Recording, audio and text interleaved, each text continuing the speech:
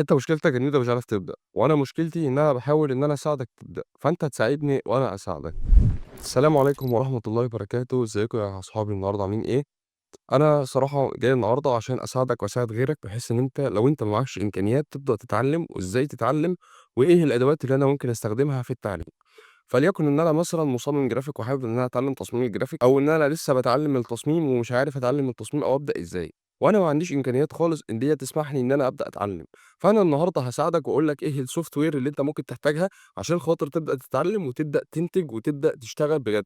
وليكن أنت سواء معاك التليفون أو معاك الكمبيوتر، فأنا هاساعدك في الحاجتين، ومش هاسيبك. وصدّقني أنا النهارده إن شاء الله هتخرج من الفيديو دوّة وأنت مستفاد أقصى استفادة. خلّيني أقول لك طيب إيه الsoftware اللي أنت بتستخدمها على التليفون، وإيه الsoftware اللي هتستخدمها على الكمبيوتر. بالنسبة للsoftware اللي هتستخدمها على التليفون، واللي هو أصلًا أغلب الناس عندنا معاها التليفونات، ومش شرط خالص يكون تليفون قوي أو يكون اللي هو أحسن تليفون في العالم، بالعكس أنت ممكن تشتغل بأي تليفون، ومش شرط التليفون دوّة يكون مثلًا أيفون أو أندرويد، لأ ممكن أي تليفون حرفيًا هتشتغل عليه ومش هيقول لك حاجة. فليكن مثلًا إن أنا باشتغل على الأندرويد أو الأيفون، فأنا عندي في الاتنين دول مثلًا البرنامج زي الCapcut وبرنامج زي Light Motion، إن إحنا مثلًا بنعمل motion graphics، كأننا بنشتغل على After Effects بس على التليفون.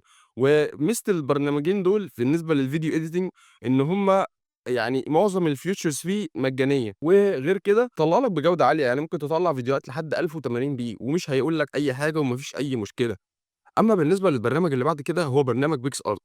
برنامج PicsArt موجود أصلًا تعديل على الصور، وإن أنت ممكن تعمل مثلًا صورة مصغّرة لليوتيوب، أو ممكن تشتغل عليه يعني زي الفوتوشوب مثلًا، وإن أنت ممكن تعدّل الصور بتاعتك بكل سهولة.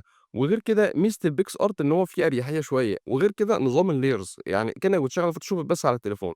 ولكن الفرق هنا إن أنت عشان خاطر تبدأ تصدّر الصورة بتاعتك بصيغ مختلفة، فليكن مثلًا بتصدّر بصيغة PNG أو JPG، فأنت ممكن تكون عندك مشكلة في حتّة إن الحاجات دي تبقى مدفوعة شوية، ولكن برضُك إن إحنا عندنا في مشكلة انحلّت. ولكن برضُك يظل إن أنت حلّيت مشكلة من المشكلات اللي أنت ما كنتش عارف تعدّيها، اللي هي مشكلة إن أنا أبدأ إزاي. أمّا بالنسبة للبرنامج اللي بعد كده هو برنامج Lightroom. برنامج Lightroom مش مخصّص أوي للفيديوهات، ولكن أنت ممكن تلوّن عليه الفيديو أكنّك بتلوّن على الPremiere، وده ممكن مش كل الناس اتكلّمت عنّه، ولكن أنا اتكلّمت عنّه النهارده وقُلت لك وفدتك إن أنت تقدر تلوّن على الLightroom عادي. ممكن تستخدمه في إن أنت تعدّل على الصور عادي برضه، ممكن إن أنت تستخدمه إن أنت لو أنت دافع الاشتراك بتاعه ممكن تزيل الصور من على يعني لو في حاجة أنت عايز تشيلها بتشيلها بالذكاء الاصطناعي. وفي نفس الوقت برضه الذكاء الاصطناعي بيساعدك في كذا حاجة، مثلًا أنت تعمل auto filter، الفلتر الألوان تتفلتر لوحدها. البرنامج اللي بعد كده هو Pixel Lab.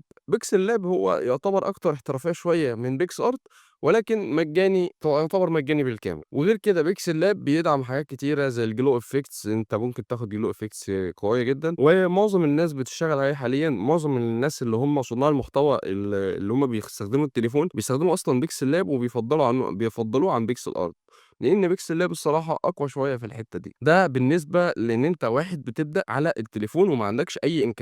فخلّينا نبدأ بقى ننتقل على الكمبيوتر، والكمبيوتر برضُك اللي هو يعتبر مش كلّنا عندنا الكمبيوتر، أو مش كلّنا عندنا إمكانية إن إحنا نجيب كمبيوتر قوي. فإيه البرامج اللي إحنا ممكن نشتغل عليها على الكمبيوتر، وبرضُك يكون البرنامج مش قوي وفي نفس الوقت تقدر تشتغل عليه؟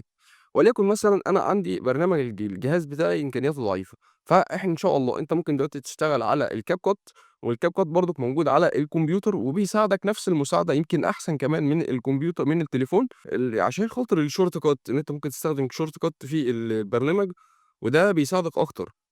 أمّا بالنسبة لبقية البرامج، فأنت عندك مثلًا برنامج زي Filmora. Filmora برضك برنامج كويس جدًا وبيساعدك على الPC إن أنت تقدر تعمل مونتاج كويس، تعمل مونتاج قوي، وهيساعدك على فكرة جدًا، جدًا، جدًا.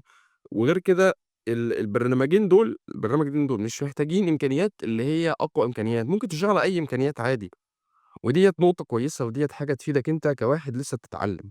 فأنت سواء دلوقتي يعني أنا دلوقتي قدّمت لك كل البرامج، وقدّمت لك كل الحل وكل المشاكل اللي أنت ممكن تقابلك في البرامج ديّة، أنا ساعدتك في ده كله. فيا ريت أنت كمان تساعدني وتحط لايك وسبسكرايب على الفيديو، وتتابعنا إن شاء الله على السوشيال ميديا.